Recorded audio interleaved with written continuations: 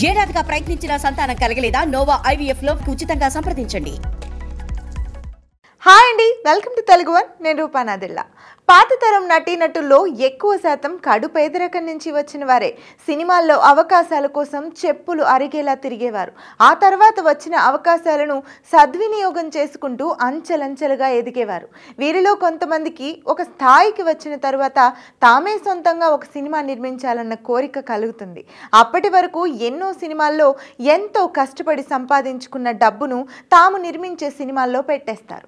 నటీనటులు నిర్మాతలుగా సక్సెస్ అయిన దాఖలాలు తక్కువ.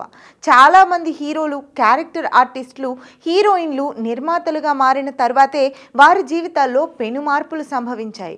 వారి పతనం అక్కడి నుంచే ప్రారంభమైంది. కొందరు మాత్రం 1-2 సినిమాలతో తాము నిర్మాతలుగా పనికిరామని డిసైడ్ అయ్యి మళ్ళీ సినిమా నిర్మాణం జోలికి వెళ్లేవాళ్ళు కాదు. మరికొందరు మాత్రం పట్టుదలగా ఎలాగైనా హిట్ సినిమా తీయాలని ప్రయత్నిస్తూనే ఉండేవారు. అలాంటి వారే తమ ఆస్తులన్నింటినీ కోల్పోయి చివరి దశలో కష్టాలు అనుభవించారు. అలాంటి ప్రయత్నం ఒకప్పటి సంచలన హీరోయిన్ విజయలలిత కూడా చేశారు. శృంగార నాట్య తారగా కెరీర్ని ప్రారంభించి ఆ తర్వాత హీరోయిన్గా ఎదిగారు విజయలలిత. ప్రముఖ హీరోల సరసన ఎన్నో సినిమాల్లో హీరోయిన్గా నటించింది. ముఖ్యంగా ఆమె చేసిన లేడీ ఓరియంటెడ్ మూవీస్ అప్పట్లో విపరీతమైన ప్రేక్షకాదరణ పొందాయి. హీరోలతో సమానంగా ఆమెకు కూడా ప్రత్యేకమైన ఇమేజ్ను ఏర్పరచుకుంది.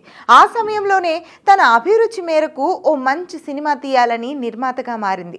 1973లో ఒక నారి 100 తుపాకులు పేరుతో ఓ యాక్షన్ మూవీని నిర్మించింది. ఆ తర్వాత మరో సినిమా చేసే సాహసం చేయలేదు.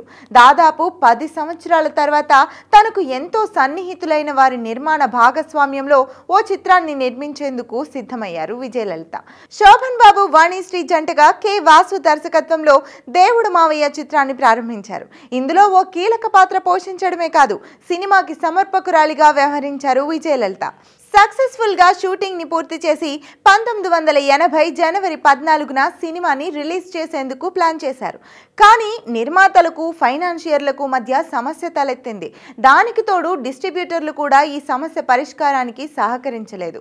దీంతో సినిమా రిలీజ్ ఆగిపోయింది. చాలా కాలం దీనిపై ఎంతో మందితో చర్చలు జరిపారు విజయలలిత. కానీ సమస్య పరిష్కారం కాలేదు. నెలలు గడుస్తున్నా దేవుడు మావయ్యకు విముక్తి లభించలేదు.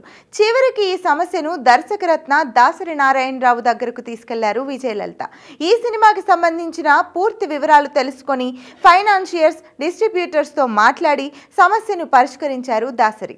దీంతో దేవుడు మావయ్య చిత్రం సంవత్సరం ఆలస్యంగా అంటే 1981 జనవరి 14న విడుదలైంది. అప్పటి వరకు సినిమా రిలీజ్ కోసం ఎంతో టెన్షన్ పడిన విజయలలిత రిలాక్స్ అయ్యారు. కానీ ఆ ఆనందం ఎంతో కాలం నిలవలేదు. దేవుడు మావయ్య చిత్రంలో హీరోయిన్గా నటించిన వాణిశ్రీ చిత్ర నిర్మాతలపై కేసు పెట్టారు. ఆ సినిమాలో హీరోయిన్గా నటించేందుకు తనకు 80,000 రెమ్యునరేషన్ ఇచ్చేందుకు నిర్మాతలు అంగీకరించారని తన ఫిర్యాదులో పేర్కొంది వాణిశ్రీ. అడ్వాన్స్గా 30,000 ఇచ్చారని, బ్యాలెన్స్ 50,000 తనకు చెల్లించకుండా సినిమాను రిలీజ్ చేశారని ఆమె ఆరోపించారు. తనకు రావాల్సిన డబ్బు ఇప్పించాలంటూ కోర్టును ఆశ్రయించారు.